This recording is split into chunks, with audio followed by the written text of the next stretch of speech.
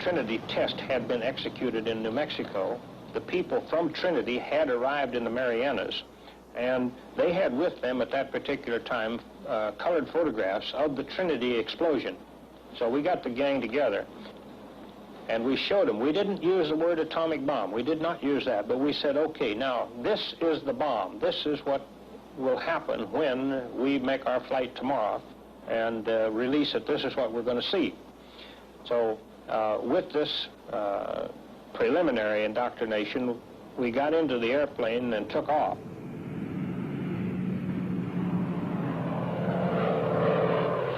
Once we were airborne and in the air, I then left the pilot's seat of the airplane and I crawled back into the back where the enlisted men were.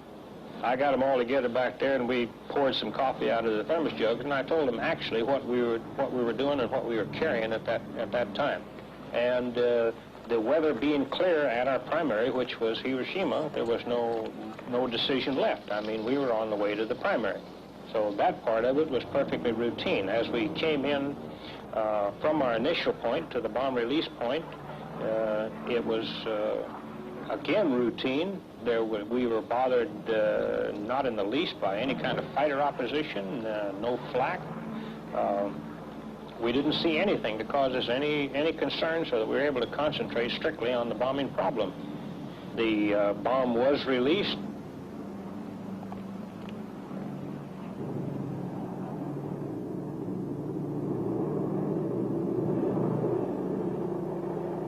We executed our turn away as we had been directed. The bomb blast hit us. It hit us in two different shock waves, the first being the stronger. This, as I say, was a perfectly unexciting and routine thing up until the point of taking a look at the damage that had been done. And then it was a little bit hard to realize. It was kind of inconceivable as to what we were looking at there. We passed comments back and forth in the airplane. We took pictures. And by the time we had done that, I became concerned that we better quit being sightseers and get out of there. And we were gone and off of the coast in a matter of about 20 minutes from the time that the bomb was released.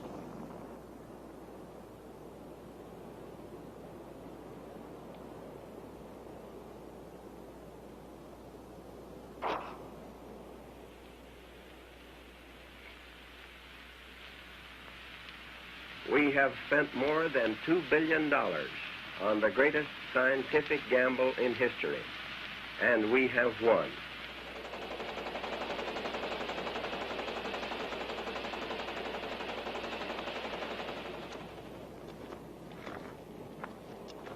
The Navy Department says that it's too early yet to tell what effect the atomic bomb will have on Japanese morale, and that we may have to destroy 4 or 5 cities before they actually believe we have such a bomb.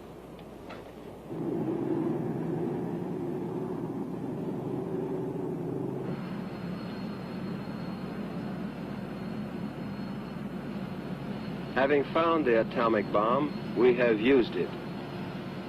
We shall continue to use it until we completely destroy Japan's power to make war. Only a Japanese surrender will stop us. It is an awful responsibility which has come to us. We thank God that it has come to us instead of to our enemies. And we pray that He may guide us to use it in His ways and for His purposes.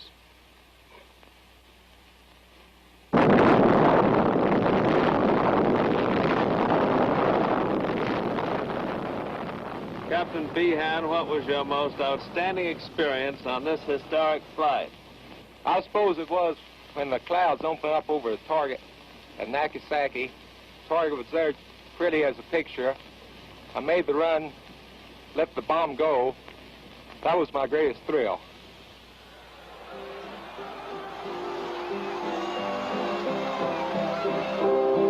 There was no ink in a foxhole, and men who never prayed before lifted tired and bloodshot eyes to heaven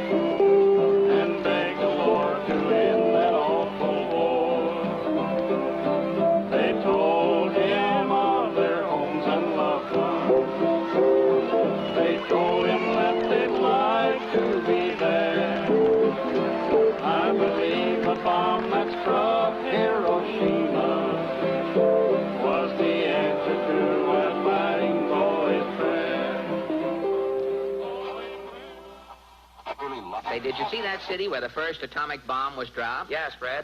We flew over Hiroshima for about half an hour.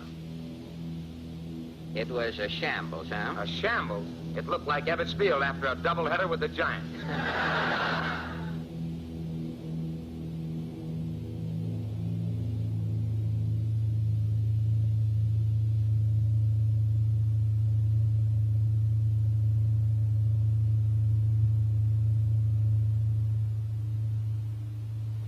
The group had been told to select some targets in Japan that had not been bombed. In other words, they wanted virgin targets. And the reason behind it, even though not given to the group at that time, the reason behind it was that they wanted to be able to make bomb blast studies or bomb damage studies on virgin targets once the bombs were used.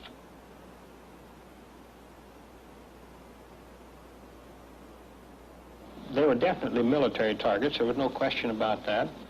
And they offered such a, well, you could almost say a classroom experiment as far as being able to determine later the bomb damage.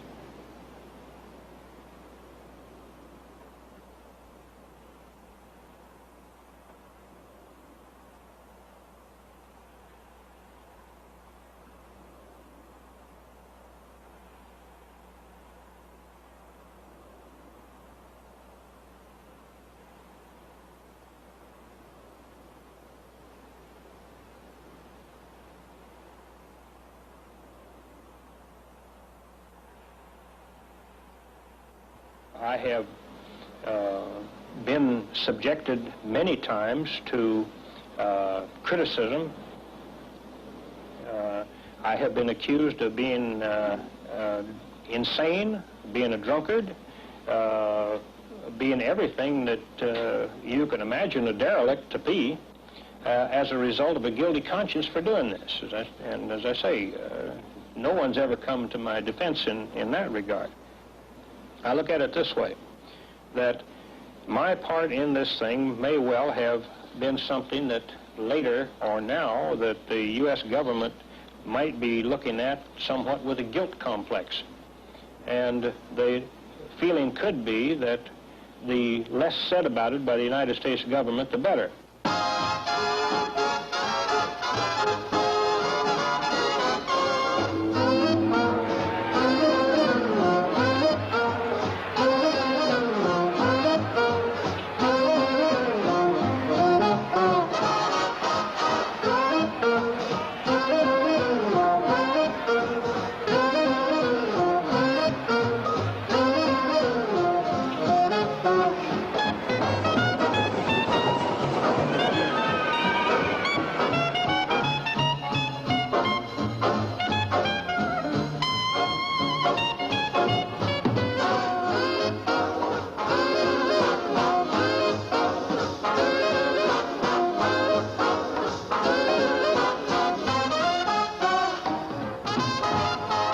June 30th, 1946. Almost time. Another 5 seconds. 2. 5:30. A spuming column of smoke 9 miles into the sky. Blinding light stronger than the sun. Bikini Atoll. Present site of Operation Crossroads and the 4th atom bomb explosion. Bikini Atoll, where 200 warships will be anchored, 140 planes, 200 goats, 200 pigs, 4,000 rats. How will this 4th bomb affect you? What do you know of this atom bomb?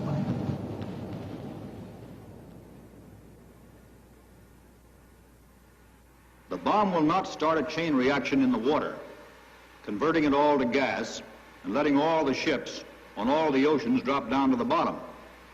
It will not blow out the bottom of the sea and let all the water run down the hole. It will not destroy gravity. I am not an atomic playboy, as one of my critics labeled me, exploding these bombs to satisfy my personal whim.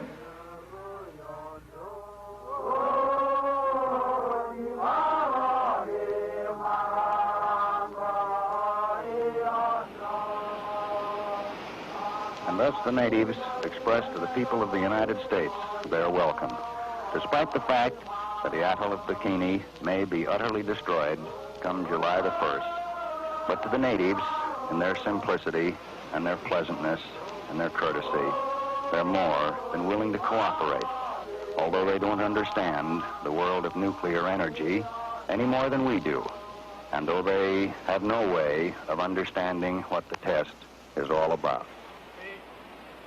Scene 26, take 2. Hi, Commodore. Go ahead, James. Tell them that the Commodores explained the atomic bomb to you. Orna cholong na inin, pokotang korragajur, every kajar balingan, tukot one mawakal. All right now, James, will you tell them that the United States government now wants to turn this great destructive force into something good for mankind, and that this experiments here at Bikini are the first step in that direction? American military government, as I would in Kajarbal, Kajuran Pokotanga, Mugotangan, Menoyaman, Emijoricino, Ibigini. Now they have heard of our plan for their evacuation. Will you ask King Judah to get up and tell us now what his people think and if they're willing to go? Yago Kumar Romo in a carro air Ganam, Magazine, Poetuda, Pontuda in Kajin Armiranam, who were in Ireland. Wamilan, you don't want wrong with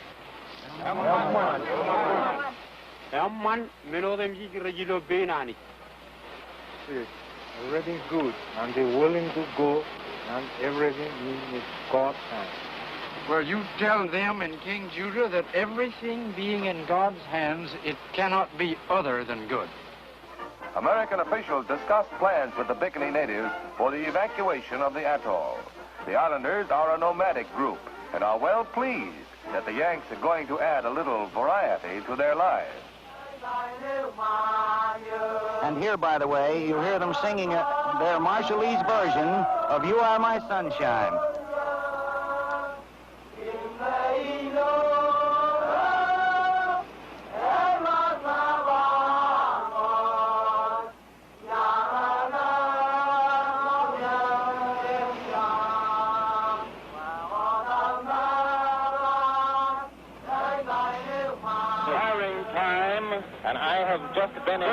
That's the voice of the control strip marking the seconds remaining. The final switches have been thrown. No one can stop it. The atomic bomb is about to explode. How it will sound, 20 seconds. We do not know how it's going to sound, but 42,000 men here are watching. All of the observer ships. 10 seconds. All of the observer ships are in position in the open sea. We're about 10 miles away. I can see the target. 4, 3, 2, 1.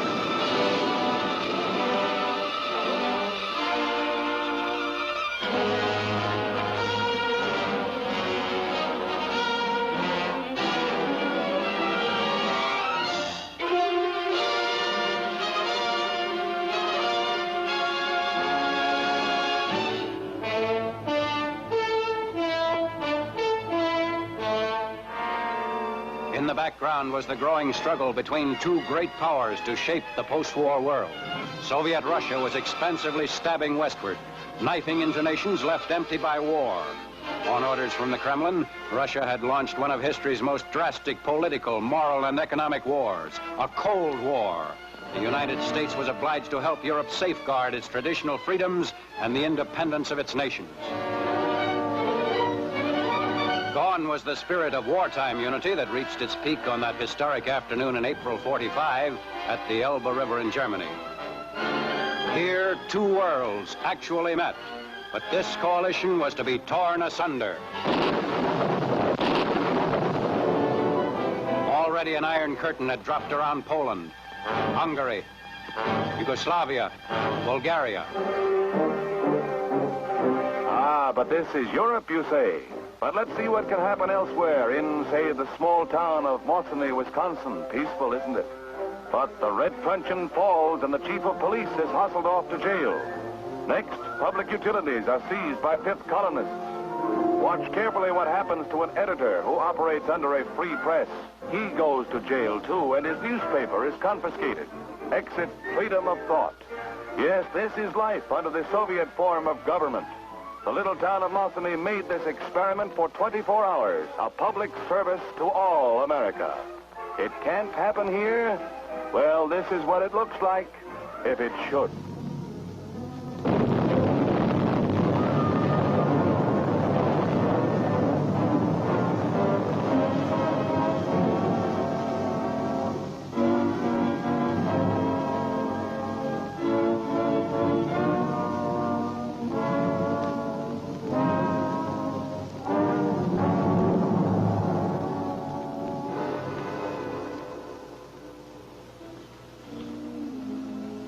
Fortunately, we can move the clock back. The time is not yet.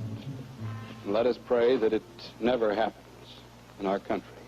Before we meet the members of the American Legion Post 279 who helped make this picture possible, I'd just like to say that it gives me a great deal of satisfaction to represent two outstanding shopping centers in California, the shopping hub of the San Gabriel Valley in West Arcadia, and the Whittier Quad Shopping Center in Whittier, California, because they are concrete expressions of the practical idealism that built America. When you visit these two fine shopping centers, you'll find more than 80 beautiful stores with sparkling assortments, an attractive atmosphere, and of course, plenty of free parking for all the cars that we capitalists seem to acquire. Who can help but contrast the beautiful, the practical settings of the Arcadia shopping hub and the Whittier Quad with what you'd find under communism? It's not safe to hope for the best without preparing for the worst. Our object is not aggression. We need not become militaristic, but we must keep our Army, our Navy, our Air Force at ready strength. We must back up our team for security. Well, I guess there's nothing for us to worry about. We're the ones that have the bomb.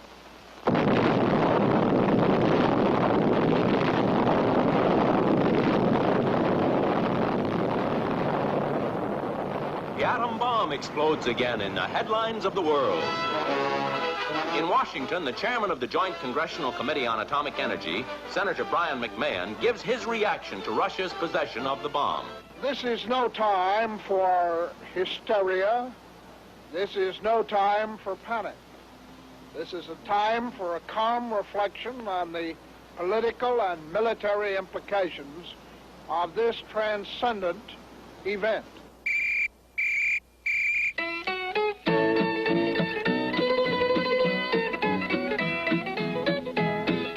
Everybody's worried about the atomic bomb, but nobody's worried about the day my Lord will come, when he'll hit great God Almighty like an atom bomb. When he comes, when he comes.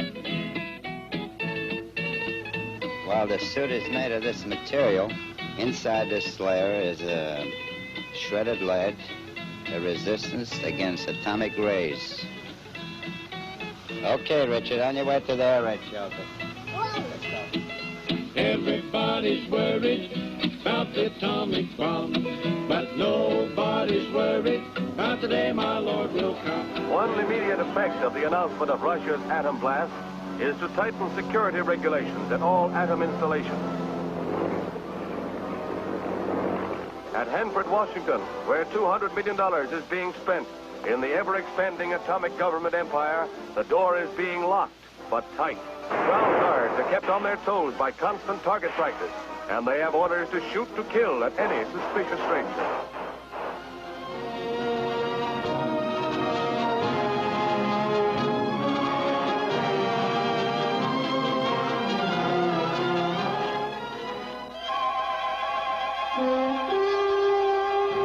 A highly trained and well-equipped North Korean army swarmed across the 38th parallel to attack unprepared South Korean defenders. Caught off guard, they were all but overwhelmed until the United Nations took its historic vote to intervene.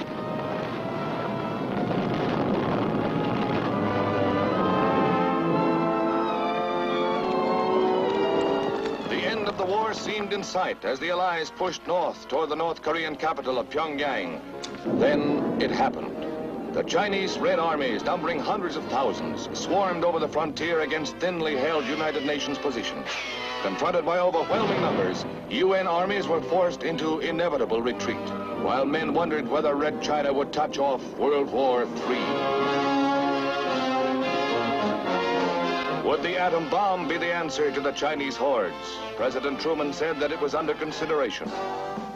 If the United Nations yields to the forces of aggression, no nation will be safe or secure. If aggression is successful in Korea, we can expect it to spread throughout Asia and Europe and to this hemisphere. We are fighting in Korea for our own national security and survival.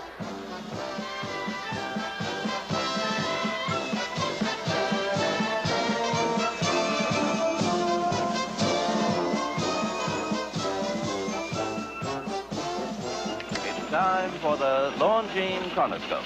Our distinguished guest for this evening is the Honorable James E. Van Zandt, United States Congressman from Pennsylvania.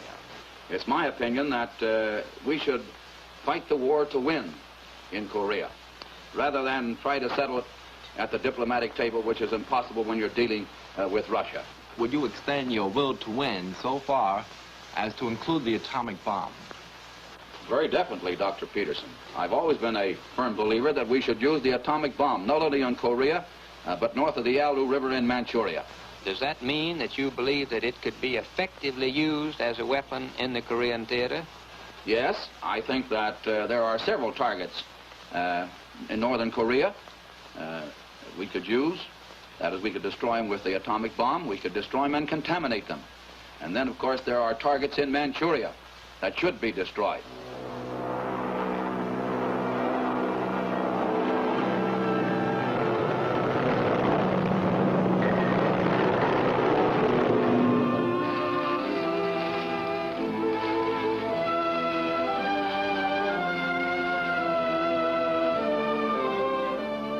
This is the destructive power we pray God we will never be called upon to hurl at any nation. But should it become necessary, let us not hesitate because it is foreign to our nature to use the power which has been given us.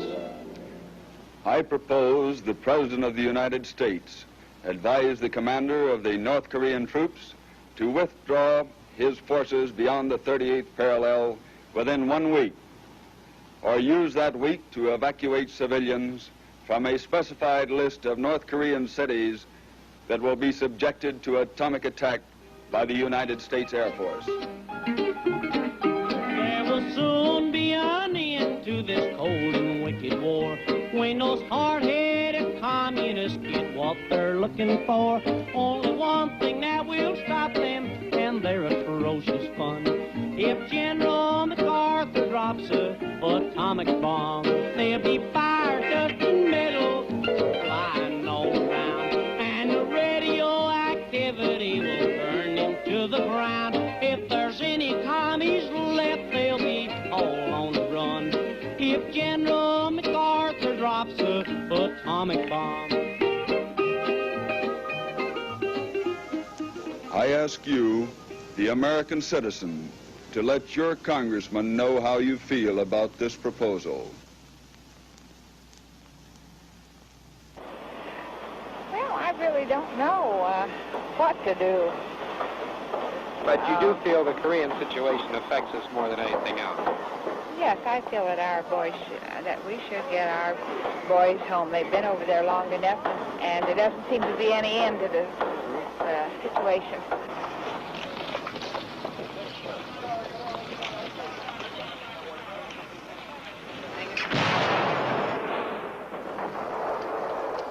Listen to what my mom said about how bad things are back home.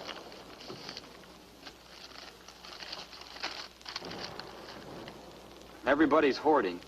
Profiteers are getting fat contracts. Neighbors say politicians are using the war to their own advantage. All our chief atomic scientists are spies. And a lot more. Just take it with a grain of salt. Let me tell you how the commies plant propaganda back home. Some time ago, Mac, Johnny, and I managed to get our last leave together in a big city.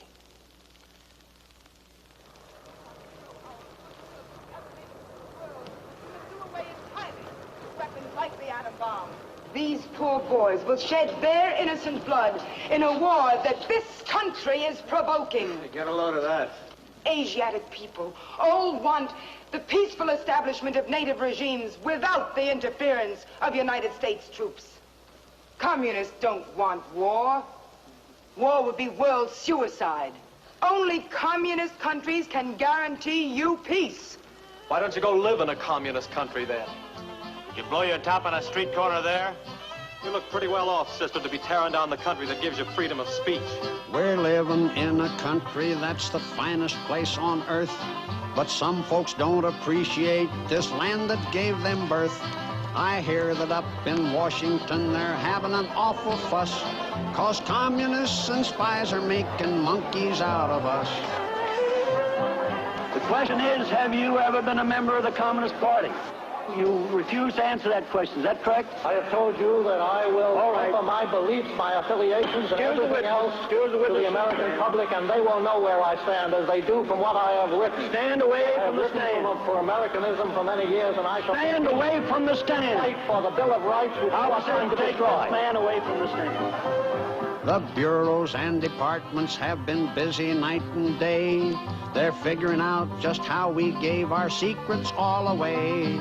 And Congress has appointed a committee, so they said, to find out who's American and who's a low-down red. I am holding in my hand a microfilm of very highly confidential secret State Department documents. These documents were fed out of the State Department over 10 years ago by communists who were employees of that department and who were interested in seeing that these documents were sent to the Soviet Union, where the interests of the Soviet Union happened to be in conflict with those of the United States. I'm no communist, and I'll tell you that right now. I believe a man should own his own house and car and cow. I like this private ownership, and I want to be left alone. Let the government run its business, and let me run my own.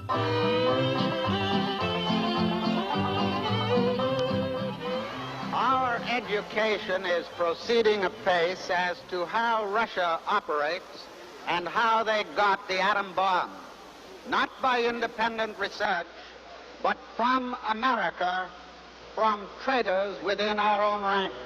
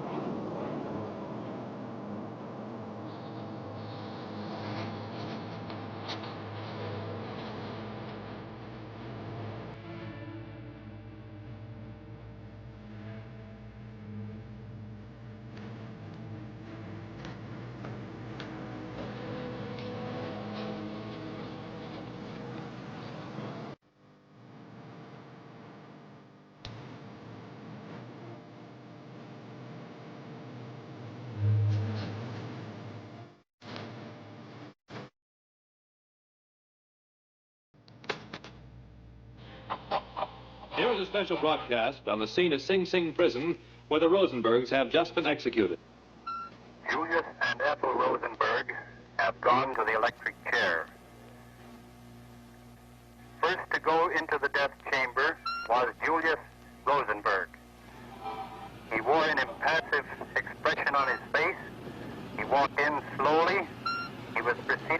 a rabbi who was chanting the 23rd Psalm, which everyone knows very well.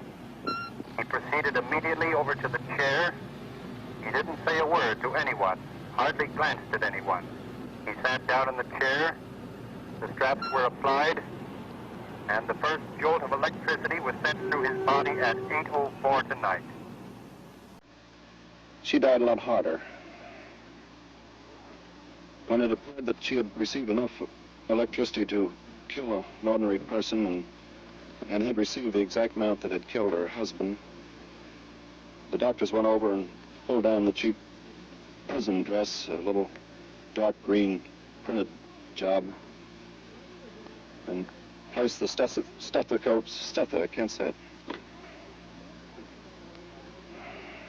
Placed the stethoscopes to her and then looked around and looked at each other rather dumbfounded and seemed surprised that she was not dead.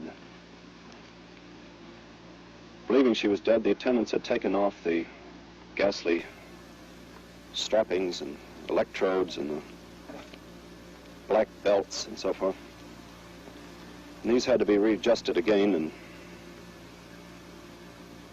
and she was given more electricity, which started again that kind of a ghastly plume of smoke that rose from her head and went up against the skylight overhead. After two more of those jolts, Ethel Rosenberg had met a maker. She'll have a lot of explaining to do, too. Thank you. Immediately after the execution, of course, the bodies were taken away. There is nothing much further to report at this particular time. There have been no demonstrations. The heat has been extremely intense here. There's a heavy fall, and there has been an air of deep tension about this whole proceeding up here. But it is now all over. The newsmen have dispersed, and Julius and Ethel Rosenberg have gone to the electric chair. That was an on-the-spot report on the execution tonight at Sing Sing prison of Ethel and Julius Rosenberg. Now the Great Day Show. As we join Red Benson and the gang at the Marine Barracks in Brooklyn Navy Yard, the program is already in progress.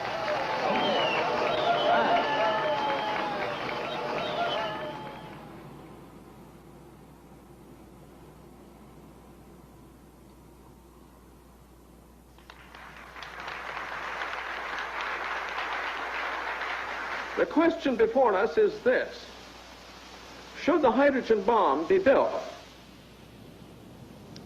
All the world knows we Americans are constructive, not destructive. However distasteful this may be to us, there is no choice in the matter. Let us build a bomb.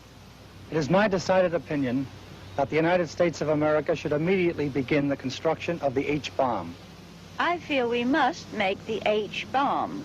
It is my personal opinion that we should manufacture and produce the H-bomb in quantity. The Russians will try it anyhow. And should they learn the secret of its manufacture before we do, the life and security of all freedom-loving people will be in danger.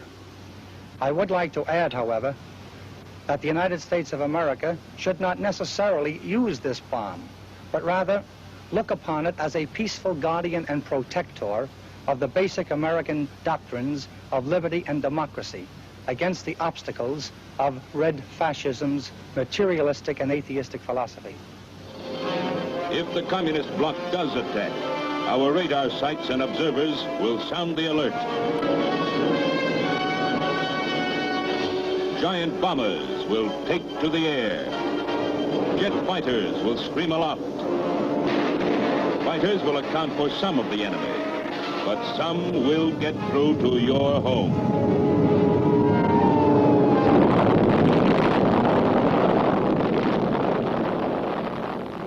In times of social crisis and tension, in times when changes come so thick and fast that the individual can no longer place himself in his group, when he knows that something is wrong but doesn't know what, when he feels himself a pawn, in times like these, most men become highly suggestible.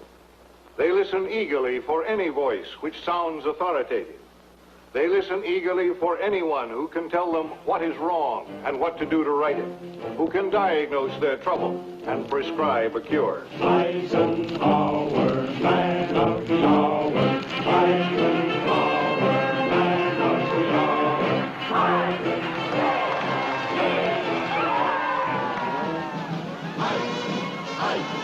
We like we want life. We love the sunshine of your smile. We see your future in your eyes. You led on into victory. You are the one we idolize. I'm gonna give my vote to you. I don't mean to say, and no one can say to you, that there are no dangers. Of course there are risks if we are not vigilant. But we do not have to be hysterical. We can be vigilant, we can be Americans. We can stand up and hold up our heads and say, America is the greatest force that God has ever allowed to exist on his footstool.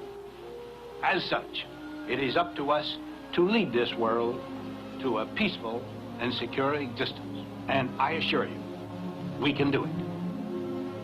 Now, if we first take a look at the strength of America, you and I know that it's the most productive nation on earth, that we are richer by any standard of comparison than is any other nation in the world. We know that we have great military strength, economic, intellectual. But all in all, this total strength of America is one of those things we call, and the world calls, unbelievable.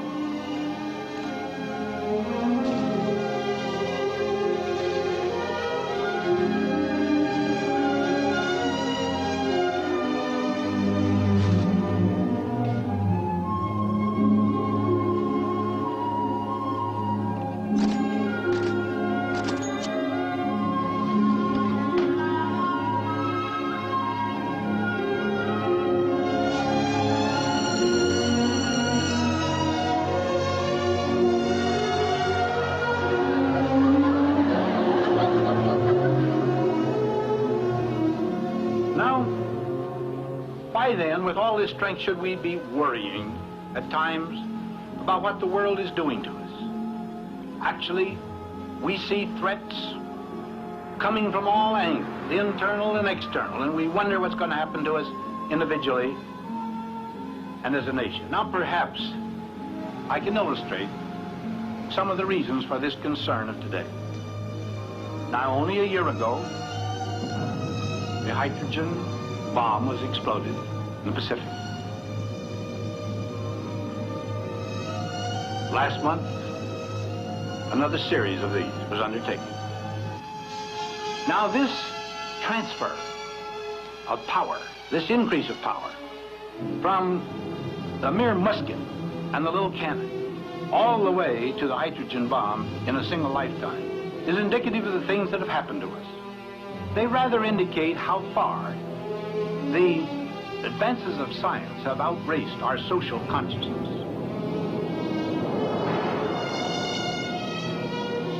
How much more we have developed scientifically than we are capable of handling emotionally and intellectually. So that is one of the reasons that we have this great concern, of which the hydrogen bomb is merely a dramatic symbol.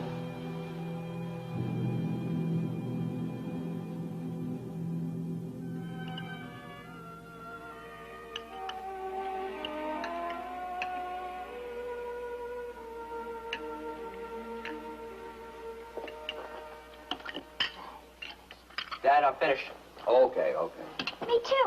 There's a new puzzle. Where is it? On my bookcase. Oh, thanks, Daddy.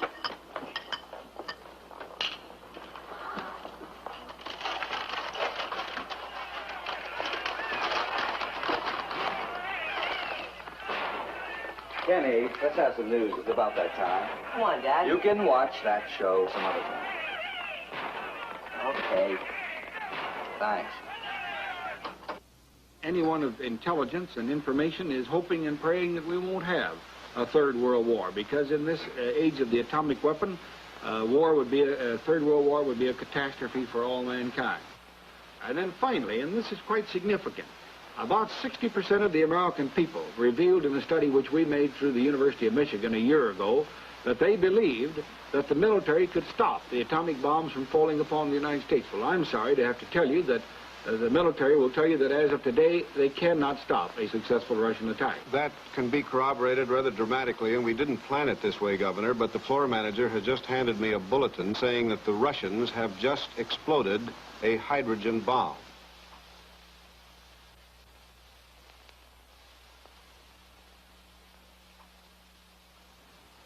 We must learn to live in a world where we have the hydrogen bomb and the enemy of freedom has the hydrogen bomb.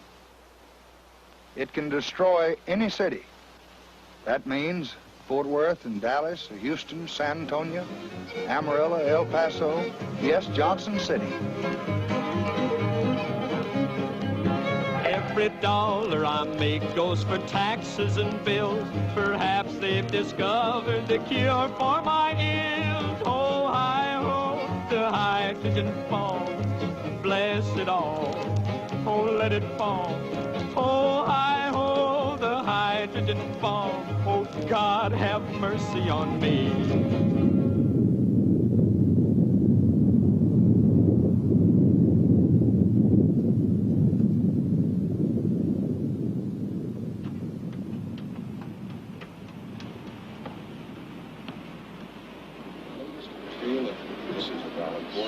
The problem this time is especially acute because this entire area of the Pacific is subject to radiological fallout.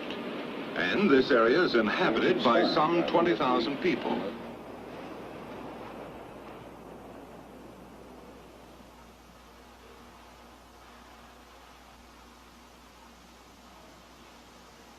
The meteorologists had predicted a wind condition which should have carried the fallout to the north of the group of small atolls lying to the east of Bikini. The wind failed to follow the predictions, but shifted south of that line, and the little islands of Rongelap, Rongerik, and Uterik were in the edge of the path of the fallout. The task force commander promptly evacuated all the people from these islands. They were taken to the island of Kwajalein, where we maintain a naval establishment, and there placed under continuous and competent medical supervision. I visited them there last week. Today, a full month after the event, the medical staff on Kwajalein have advised us that they anticipate no illness, barring, of course, diseases which may be hereafter contracted. The 236 natives appear to me to be well and happy. The survey aircraft carefully searched the area and reported no shipping. A Japanese fishing trawler appears to have been missed by the search, but based on a statement attributed to her skipper, to the effect that he saw the flash of the explosion and heard the concussion 6 minutes later, it must have been well within the danger area.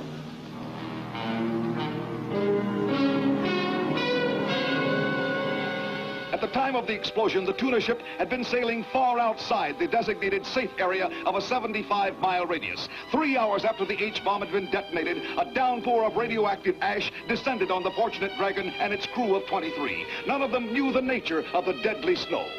It was 3 days more before the ship and its contaminated crew and fishing catch sailed into port. By that time, the men suffered from the beginning symptoms of deadly radiation poisoning. By the time their illnesses had been properly diagnosed, the hot fish brought back in their holes had been sold into markets all over Japan. A panic ensued. Midnight burials of recent catches in the vicinity of the H-bomb explosion took place all over Japan. The bottom had dropped out of the fish market, and the Japanese people chose to do without the staple food for a long time after the tragic affair. Another byproduct of the stupendous mid-Pacific blast unfolds in San Francisco, where tuna fish, supposedly made radioactive during the tests, are scrutinized by federal agents armed with Geiger counters for signs of contamination. Hot tea, anyone? That's not an invitation. It's a problem brewed for the Coast Guard and Customs by the arrival in Brooklyn of a cargo of Japanese tea slightly radioactive. Final conclusion, the tea's radioactivity is within safety limits, not too hot to handle.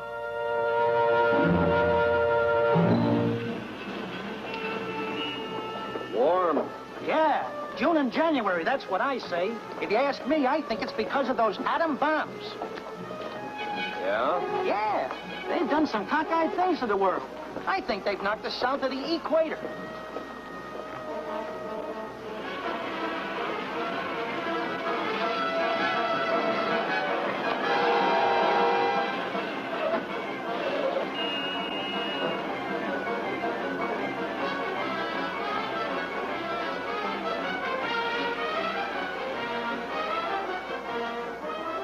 Like I keep saying, well, everybody's so uncertain about everything.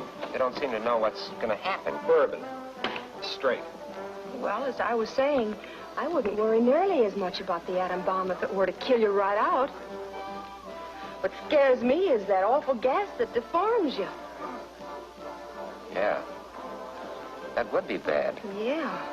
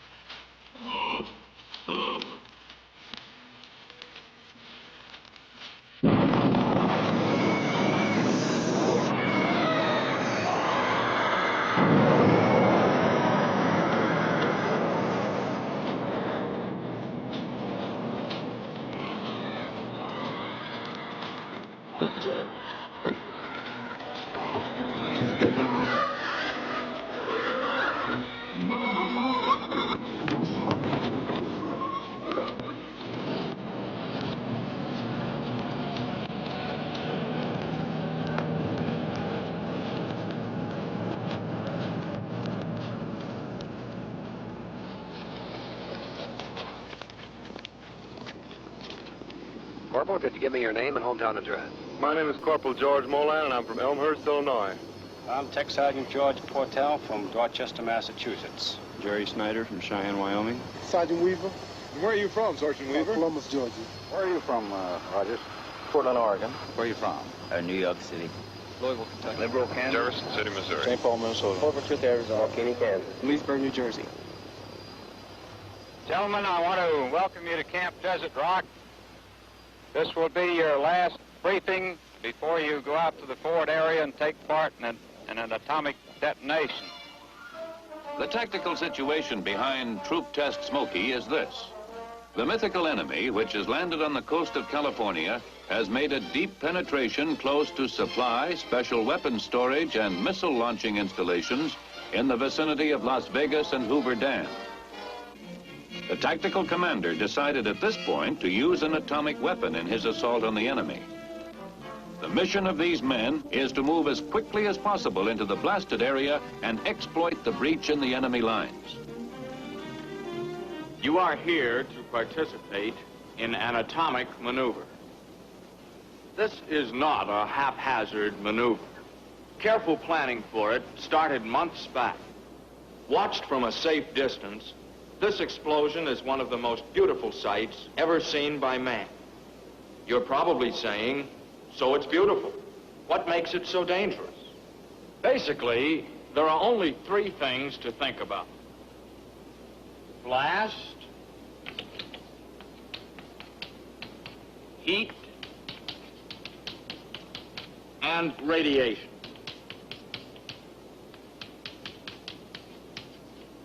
Radiation. This is the one new effect obtained by the use of an atomic weapon.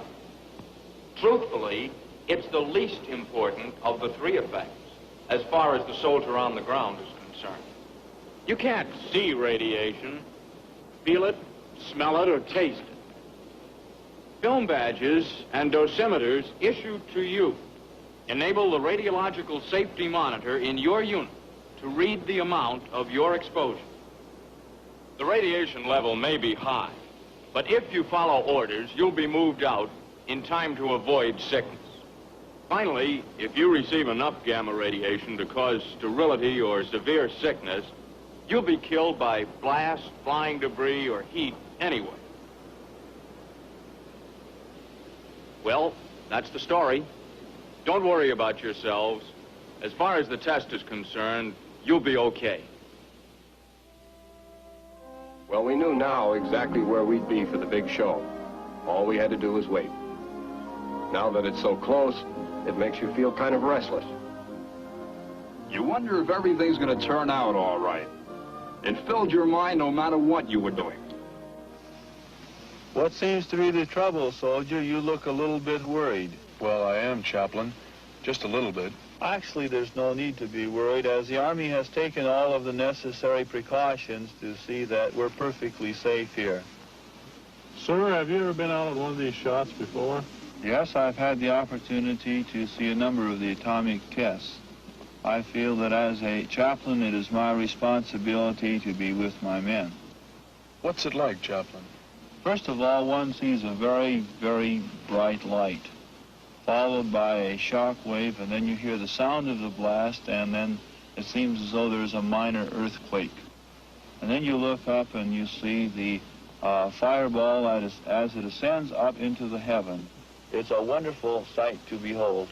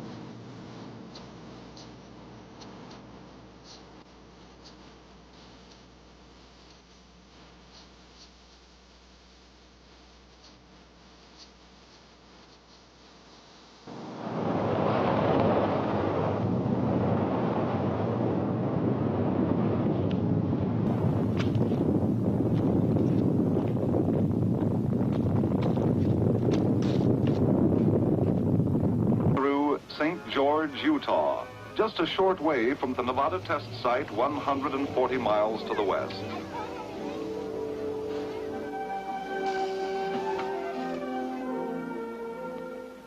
Ladies and gentlemen, we interrupt this program to bring you important news. Word has just been received from the Atomic Energy Commission that due to a change in wind direction, the residue from this morning's atomic detonation is drifting in the direction of St. George. It is suggested that everyone remain indoors for 1 hour or until further notice. There is no danger. This is simply routine Atomic Energy Commission safety procedure. Parents need not be alarmed about children at school. No recesses outdoors will be permitted. And as the people at St. George took cover, it was natural that some of them had questions about atomic tests. What is the atomic bomb? Why do we have to test bombs? How little an amount of radiation will cause how many mutations? Never before have so many known so little about a subject so big and so important. The capabilities of most weapons are pretty well understood, but when it comes to atomic explosions, the guessing game starts. All right, let's take a few minutes right now and get acquainted with an A-bomb. Meet Test Able. A submarine bomb exploded in a harbor might affect a city. The affected area would be a poor picnic site, but might be entered briefly or passed through quickly with a varying degree of risk. Risk is something the military doesn't have a corner on. Occupational hazards are accepted in a matter-of-fact manner in civilian life. Risk is part of the pattern of daily routine.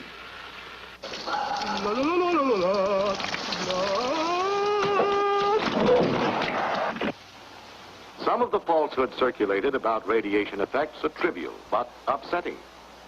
They're beamed right at one's self-esteem. And will eventually result in a race of bald-headed people. Just imagine it. Imagine yourself with no hair.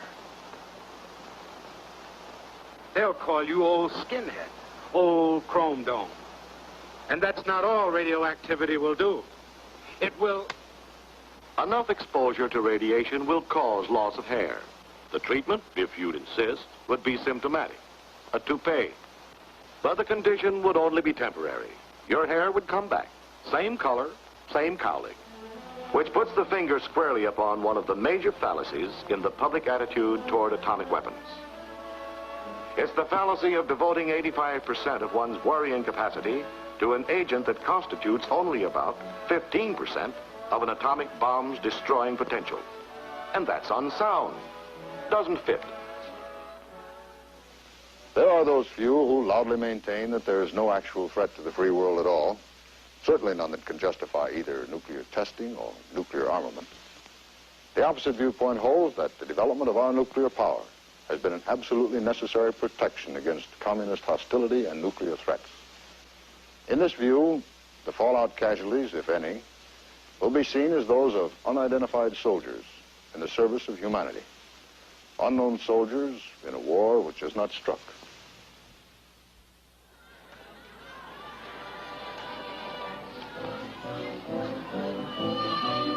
We're going to be talking about nuclear energy and the kinds of things that could happen with an atomic emergency.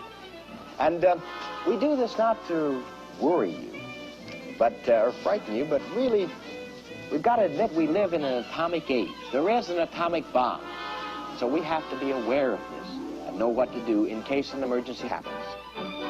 If there will be a need to spend 2 weeks in a fallout shelter, we have packed our survival kit. For the food supply, pack a variety of fruits, soups, evaporated milk, vegetables, napkins. The purpose of our demonstration today is to show you the actual preparation of one of the meals which was prepared in a modern-day cave. One noon meal consisted of the following foods: canned chicken, peas, Irish potatoes, tomato juice,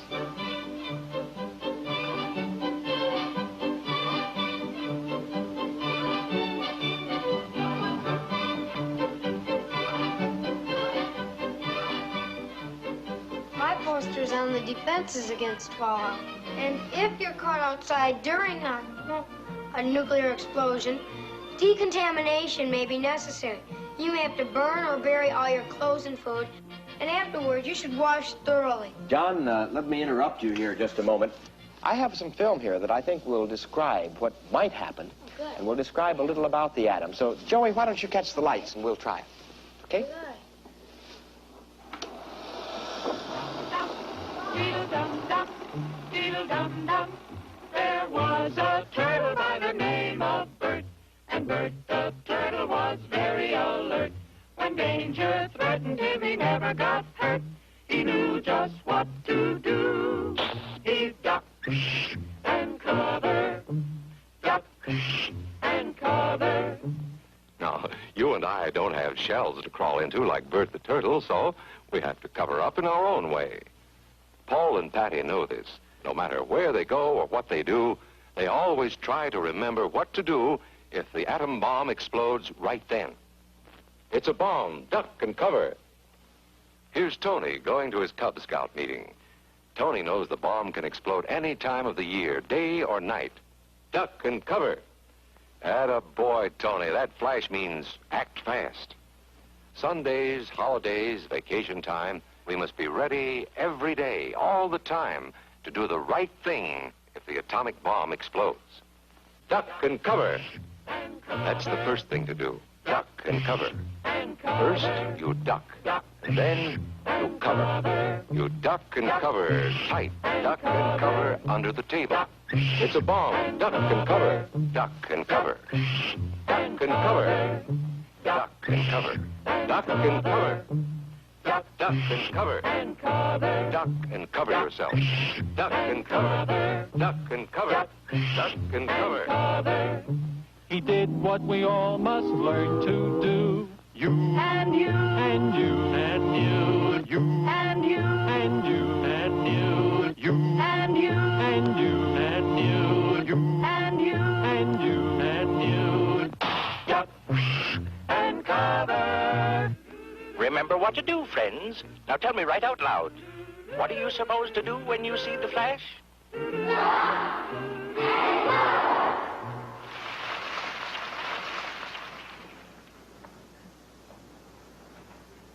Question. Yes? How far do you have to be from the blast to live through it? Well, let's take a 20 megaton surface burst. You would have a good chance of surviving if you were more than 12 miles from the point of detonation. A bomb equivalent to 20 million tons of TNT would cause an intense fire called a firestorm in an area of about 2,000 square miles around the center of the blast. And in such an area, it would be futile, desperately futile, to construct what are called fallout shelters. This man, like thousands of others around the country, is suffering from a dread disease called nuclearosis. The symptoms? Nuclear blindness. All he can see is a mushroom cloud. He is blinded from the fear of it, deaf from the sound of it. There is a short circuit in his brain. He can only think of the awfulness of the nuclear bomb. We ought to learn something from the Second World War in this respect. And the bombing there, even by Second World War bombs in Hamburg, in Tokyo, and in other cities, showed that shelters became centers for incinerating or asphyxiating the people who were in them. A fallout shelter in your basement will give adequate shielding from radioactive fallout. Ah, he's finally getting the message. Are you? A new housing development near Denver, Colorado shows the nation's first model homes with built-in fallout shelters. The room is designed with an atomic war in mind. But behind each 8-inch thick reinforced concrete wall, it may prove to be just what the harried housewife is looking for when life with the kids gets too hectic. You don't think that shelters are a deterrent to a nuclear war either? On the contrary, I believe that psychologically they will push both us and the Russians into thinking more of having a war.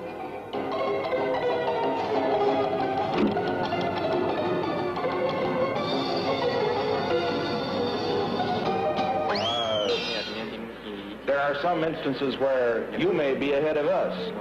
For example, in the development of the thrust of your rockets for the investigation of outer space. There may be some instances, for example, color television, where we're ahead of you. But in order for both of us to benefit, you never complete anything.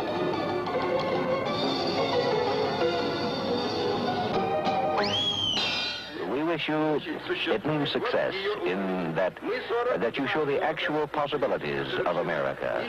And we will be able to say, here are the possibilities of America. How long does it exist? How many years? 300? 150 years of independence? Then we will say that America exists 150 years. Here is its level. We are 42 years, not quite. Another 7 years and we will be on the same level as America. Then in the future we will go ahead and we might overtake you at the crossroads.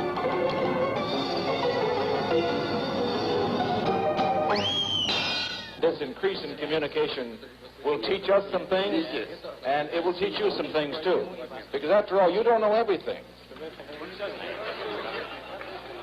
If I don't know everything, then I would say that you know absolutely nothing about communism.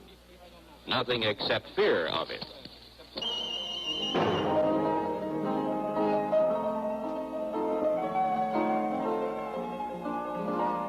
Let's say you got your family in your shelter. The attack is on. A question might come up of admitting anyone over and above the number for whom the shelter is designed. I'd say we should rely on the best prudential judgment that the father or the one responsible for the shelter can make in the circumstances. But I say let him think twice before he admits the needy stranger, if admitting the needy stranger is going to cut down the chances of survival of the group that's already there. And then that final point. Can a man have protective devices in order to protect his family once they are in the shelter from, let's say, strangers that try to use a crowbar to get in? I'd say, from what I have been talking about, the matter of self-defense, it would be wise for a man to at least weigh the possibility of putting some protective devices in his shelter together with the other elements of his survival kit.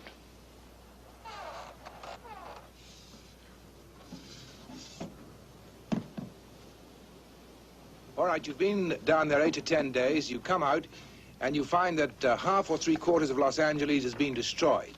Well, how are you going to continue to live? Well, the first thing we have to recognize that if half of Los Angeles is destroyed, maybe 80–90% of the people will be dead, and there will be fewer mouths to feed, and those of us who will survive will have more water and food to divide up.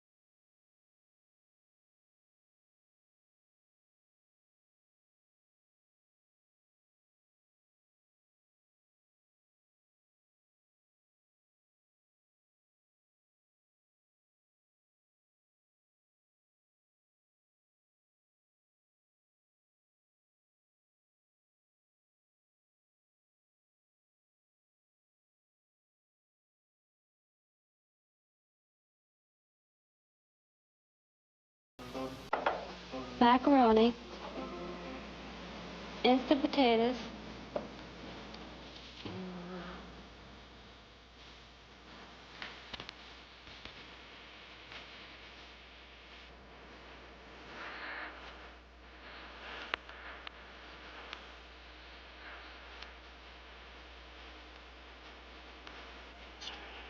for you.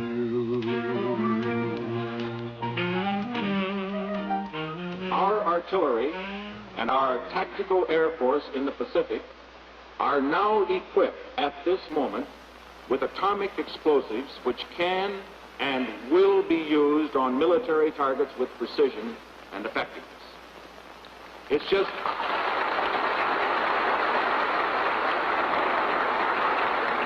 On the steps of the nation's capital, the bell announcing the opening of Mental Health Week is rung by Vice President Nixon and Senator Smathers of Florida.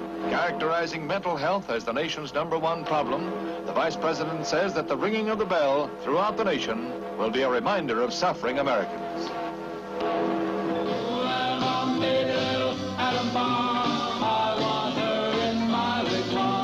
She's just the way they're gonna live in my fallout shelter. It was a 50 milliton hydrogen, liquidating atomic bomb. By all means, provide some tranquilizers to ease the strain and monotony of life in a shelter. A bottle of 100 should be adequate for a family of 4. Tranquilizers are not a narcotic and are not habit-forming. And by the way, do you know exactly what your family would do if an attack came? Say at 10 o'clock tomorrow morning. It's a good question, isn't it?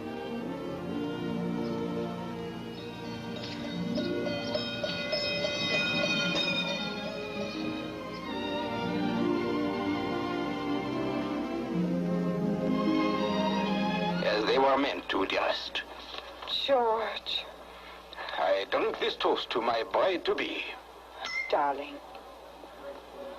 Darling, and I toast the most wonderful man in all the world.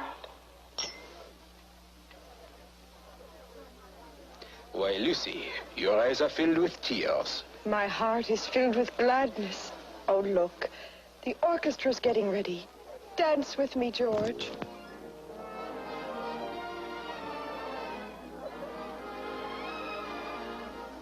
George, I wonder if we've thought this through. I'm afraid for you, George.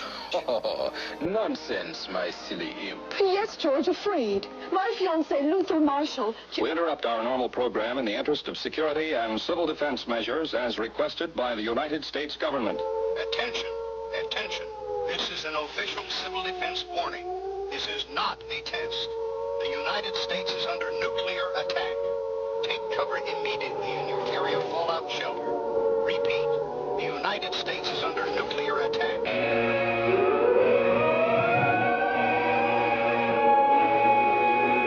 This is an official civil defense broadcast.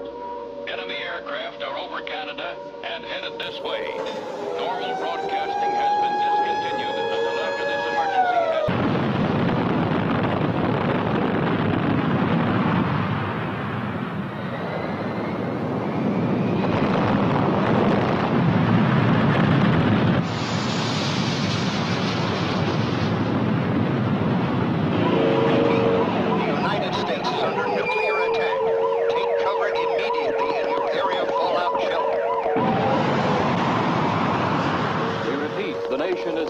Nuclear attack. This is an extreme emergency. You are urged to remain calm. Proceed to your designated shelter without delay. This is an official civil defense warning. This is not a test. The United States is under nuclear attack. Take cover immediately in your area fallout shelter. Repeat, the United States is under nuclear attack. Take cover immediately in your area fallout shelter.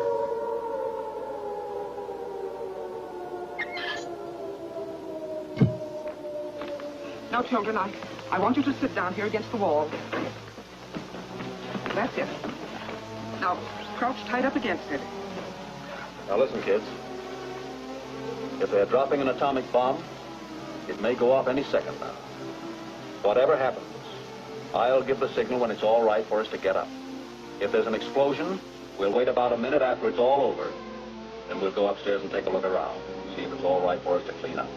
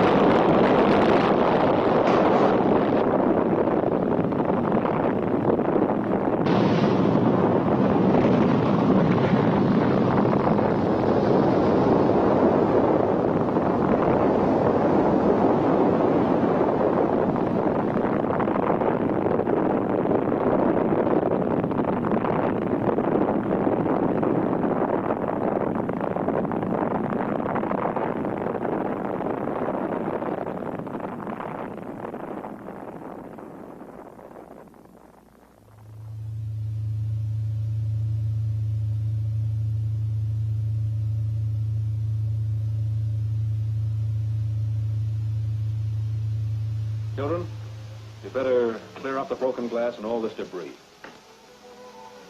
All in all, I'd say we've been very lucky around here. Nothing to do now but wait for orders from the authorities and relax.